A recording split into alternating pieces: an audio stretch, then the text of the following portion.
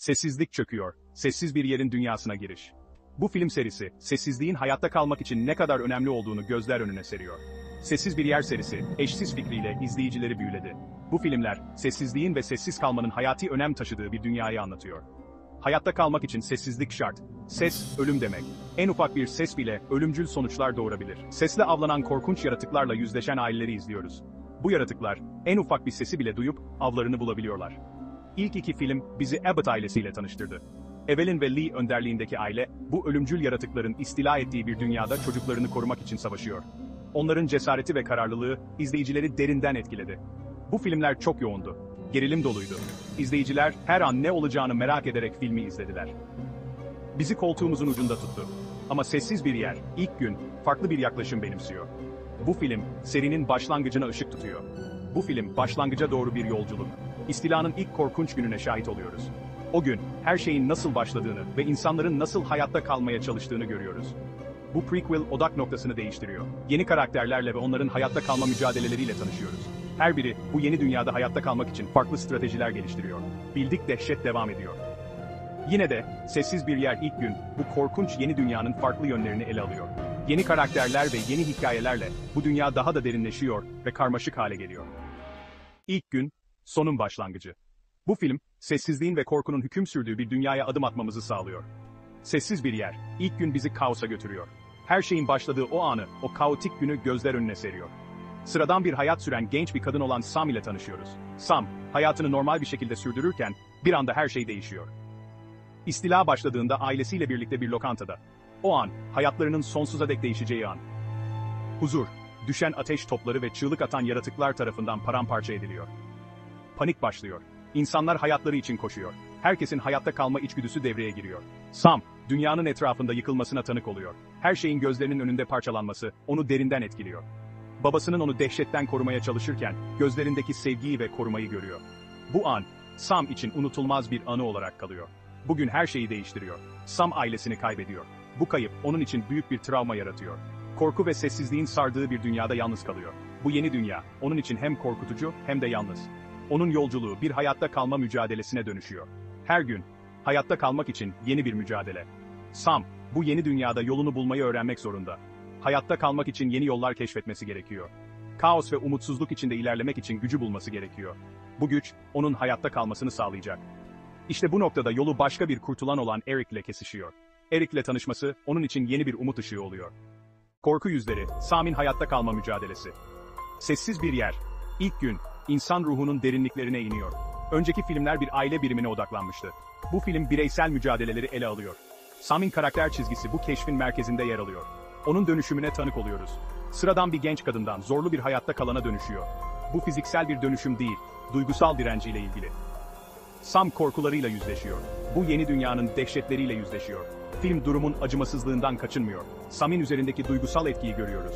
Kederini, korkusunu, çaresizliğini hissediyoruz. Yine de, gücüne de tanık oluyoruz.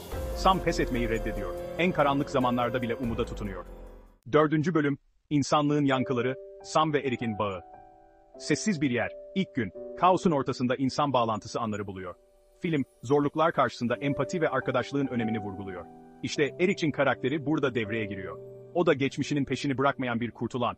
Karşılaşmaları hiç de pastoral değil. İkisi de temkinli, güvensiz. Dünya onlara böyle olmayı öğretti. Ancak, ortak deneyimleriyle birbirlerine bağlılar.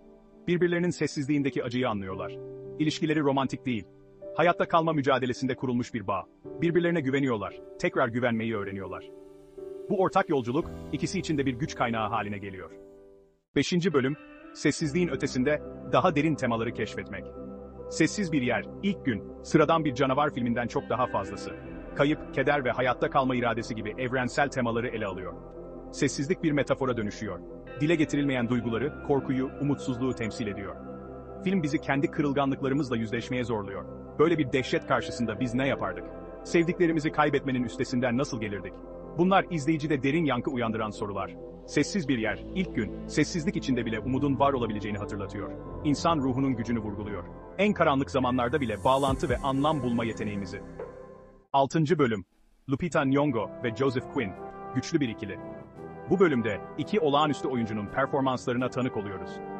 Lupita Nyong'o, Sam rolünde güçlü bir performans sergiliyor. Onun oyunculuğu, karakterin derinliklerine inmemizi sağlıyor. Karakterin kırılganlığını ve gücünü somutlaştırıyor. Sam'in içsel çatışmalarını ve duygusal yolculuğunu izleyiciye hissettiriyor.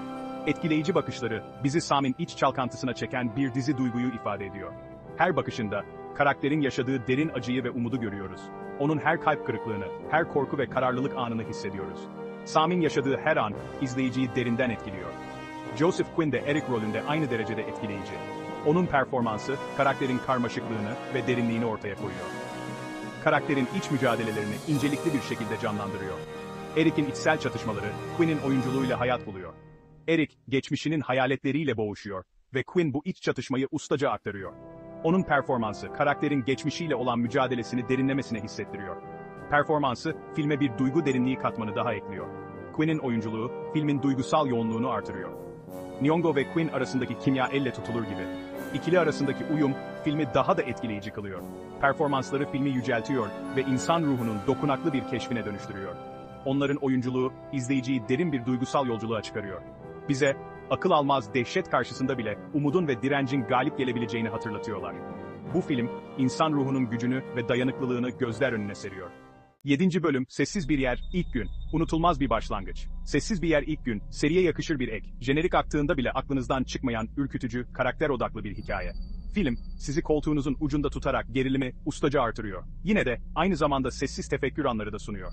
Sessizliğin sardığı bir dünyada insan duygularının derinliklerini ve bağlantının gücünü ele alıyor. Lupita Nyong'o ve Joseph Quinn, unutulmaz performanslar sergiliyor.